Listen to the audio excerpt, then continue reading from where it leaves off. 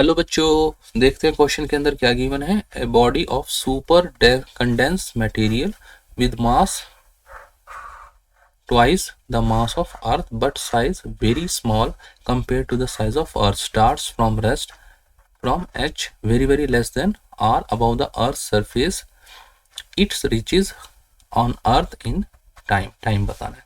देखिए डायग्राम बनाते हैं और डायग्राम के थ्रू हम क्वेश्चन को समझने की कोशिश करते हैं। ठीक है, ये मैं क्या बना लेता हूँ, अपना प्लैनेट अर्थ बना देता हूँ। ठीक है, ये मेरा क्या हो गया, अर्थ हो गया, ये इसका सेंटर हो गया और इसका ये रेडियस आर हो गया।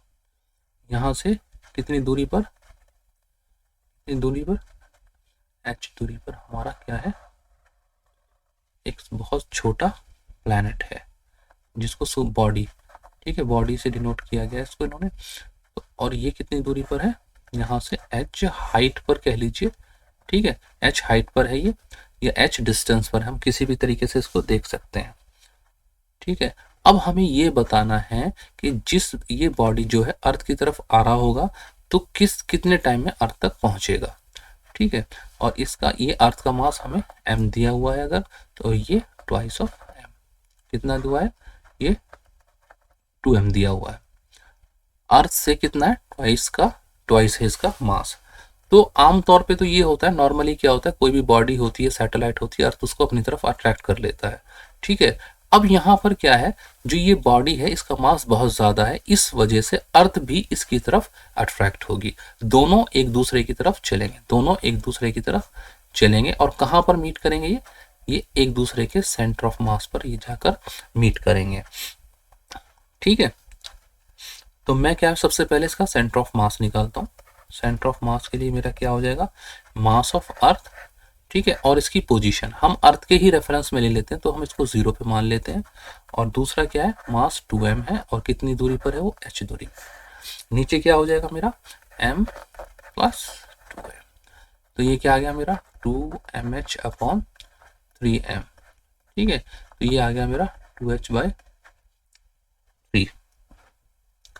अब क्या हो गया, हमें टाइम पीरियड निकालना है। टाइम पीरियड के लिए हमें फोर्स पता होना चाहिए, पुश पता होना चाहिए, तो हम पहले फोर्स निकालते हैं। फोर्स क्या हो जाएगा हमारा, जी में 2h/3, यही अर्थ से कितना है, ये 2h/3 हो गया और यहाँ से कितना हो गया, ये h/3 हो गया। ठीक है, यूनिवर्सल लॉ ऑफ ग्रेविटेशन हमारा ये है। ठीक है, मैं इसको और क्लियर लिख लेता हूँ, ये मैं मास ऑफ अर्थ लिख लेता हूँ और ये मास ऑफ बॉडी लिख लेता हूँ। ठीक है, और नीचे हमारा जो भी डिस्टेंस है, डिस्टेंस का स्क्वायर लिख लेता हूँ। ठीक है, ये कितना हो जाएगा, F G mass of earth, mass of body. ठीक है, डिस्टेंस कितना है इनके पास, आर प्लस एच का होल स्क्वायर। तो हमारा ये हमारा फोर्स है। ठीक है, अब हमारा क्या है, मैं इसको लिख सकता हूँ F is equal to mass of earth, मैं इसको यहाँ पे लिख, ठीक है, F is equal to G mass of earth, mass of body into, मैं लिख रहा हूँ आर स्क्वायर। क्यों लिख रहा हूँ, because R is very greater than H. अब मुझे पता है एफ में क्या है, G mass of earth into R square. ये क्या होता है, स्मॉल जी होता है, ये मास ऑफ बॉडी हो गया। तो ये हमारा मास ऑफ अर्थ, ये हमारा स्मॉल जी हो गया, मास ऑफ बॉडी। ठीक है, इसको मैं लिख सकता हूँ mass of body into acceleration of the body. ठीक है, mass of body and acceleration of body is equal to G mass of, इसको स्मॉल। ठीक है, ये हमारा ये हो गया, मैं ई काट दूंगा। तो मेरा जो एक्सेलरेशन निकल के आया, जो मेरा ये मेरा एक्सेलरेशन निकल के आया, एक्सेलरेशन ऑफ बॉडी कितना निकल के आया मेरा, जी निकल के आ गया। ठीक है, अब मैं क्या करूंगा, मुझे टाइम पीरियड निकालना, तो मैं इक्वेशन ऑफ मोशन में इसको पुट कर देता हूँ, S is equal to U T plus half A T square. S कितना है, ये कहाँ सेंटर ऑफ मास तक जाएगा और वो कितना है, h/3।